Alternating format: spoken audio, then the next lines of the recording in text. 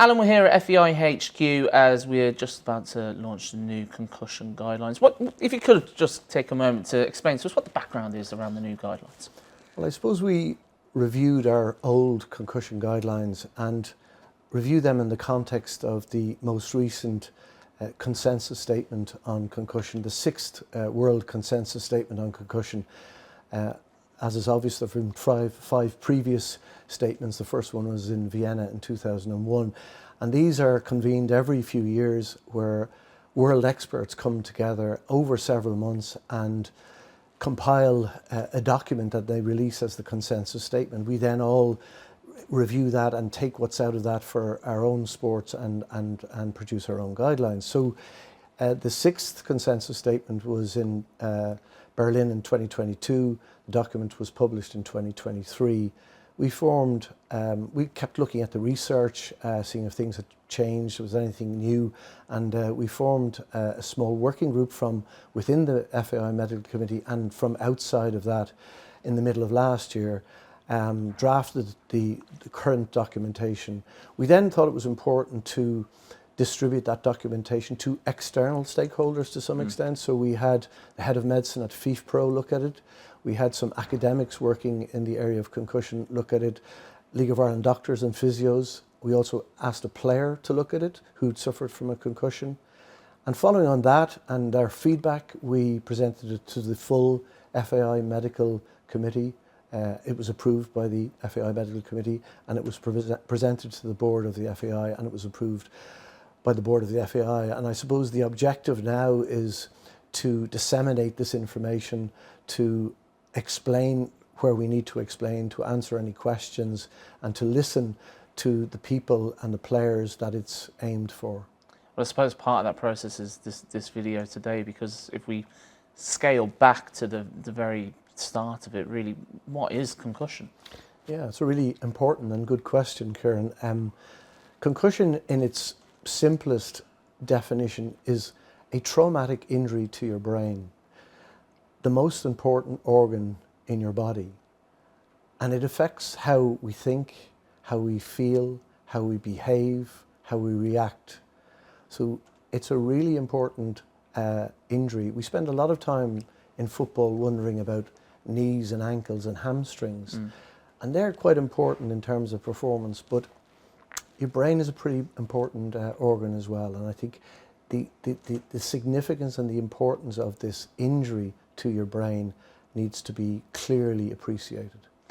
So in respect of that, in regards to football or football matches, what should the people watching this, whether that be a player, club, within leagues, people watching the game, physio staff, what should be the right course of action if a player has suffered a concussion?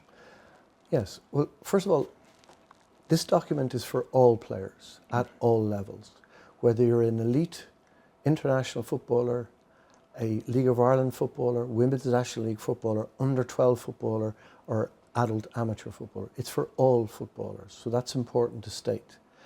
I think the key message would be to be in a position, whether you're a coach, a parent, a player, a referee, or somebody who's walking by, to recognise what a concussion looks like, or at least to suspect it.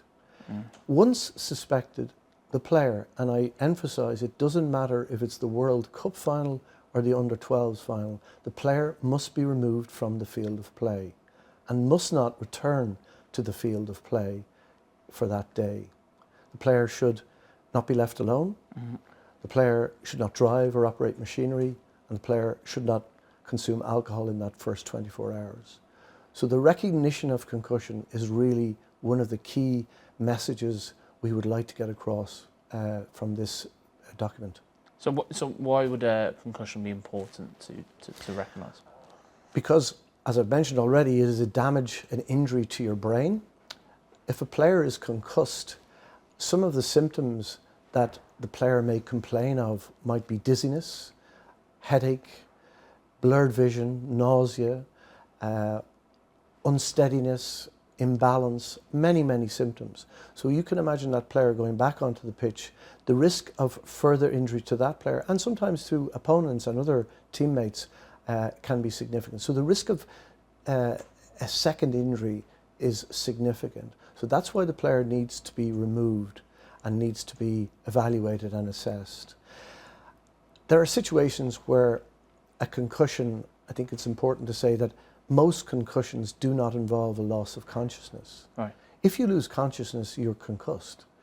That's a much more significant concussion and needs to be managed very carefully. And that player should not be removed from the pitch without a trained healthcare professional who knows how to do that. And if that's not available at the pitch side, it should be called for. Other situations that are very significant is where a player gets an increasingly severe headache. It gets worse and worse, starts vomiting, starts fitting. These are really significant concussions and have implications in terms of the initial management, the return to play, and the clearance to return to play, which is something I'd like to speak to later on. Well, actually, so a player has suffered a concussion at a club, whatever club that might be, they're saying they're fine. You know, they want to return to playing and action. Obviously, these guidelines have provided a protocol within that. What is that protocol? What is the principles in play there? So, for the amateur game, there's a very useful tool produced by the consensus statement group called a concussion recognition tool. And it's a very simple tool. And there are also some very simple questions you can ask, like, what day is it today? Who were we playing? What score is it? What score was it last week? Who were we playing last week? So it tests recent and previous memory. And whilst they shouldn't be used as a filter to decide whether somebody has a concussion, remember, if you see a mechanism of injury, we've all watched games where there's a clash of heads, for example.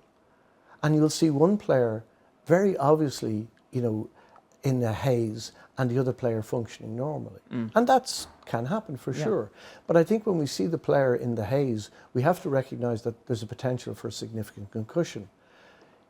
I understand that players want to play on. I understand the coaches want the players to play on. But I go back to the beginning. This is an injury to this most important organ you have in your body. And that's why we need to treat it seriously.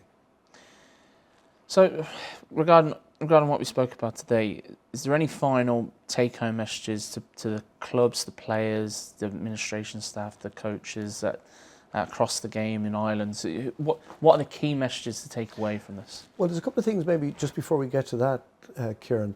We specifically included in our group our working group, a number of physiotherapists in particular who have a particular expertise in the return to play guidelines. So these are much more specific guidelines about a staged return to training and full contact playing. And I really would like to emphasise that in the grassroots game and in the under 18 elite player, that's important, that the minimum period before return to full play is 21 days. That doesn't mean at 21 days you return to play. It's the minimum period we feel. And it's laid out in the guidelines how you can go, the type of exercise you should participate, how you should progress that, etc. In the past, there was an emphasis on complete rest, physically and cognitively. That has changed. So we want a period of relative rest in the first 24, 48 hours, and after that, a gradual increase in from light aerobic exercise, moving through 6 stages, which are clearly outlined in the document, to return to full contact training. In the elite adult footballer, that because of the presence of daily healthcare provision and monitoring and access to specialists, that is reduced to 12 days. And we feel that reflects best practice throughout the world. We've looked at, as I mentioned, the consensus statement. We've looked at what FIFA are recommending and UEFA. We've also looked at some of the leading sports and taken some aspects of their guidelines, rugby and GAA, to bring these guidelines together. So the return to play and return to training guidelines, I think, are much more specific than our previous guidelines and are worthwhile looking at. But the key messages for me are, I've mentioned it already, all concussions are serious. It's a traumatic injury to your brain. The player must be removed from the field of play and should not go back on. A real emphasis should be on a return to work in education before any return to play. And obviously we're very willing to listen, explain, and answer any queries that are that arise in relation to this document. And just finally, I suppose that what these concussion guidelines, the reason we're sat here today, all this is going to do is just bring a greater awareness to concussion, and that in itself is important.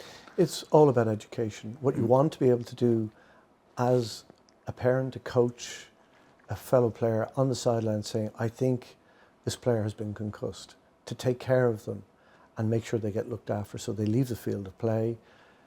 It is, I know, cup finals and games and points are important, but our health is much more important than that, and this is a really important aspect of healthcare amongst players at all levels. Thank you, Alan. Thank you very much.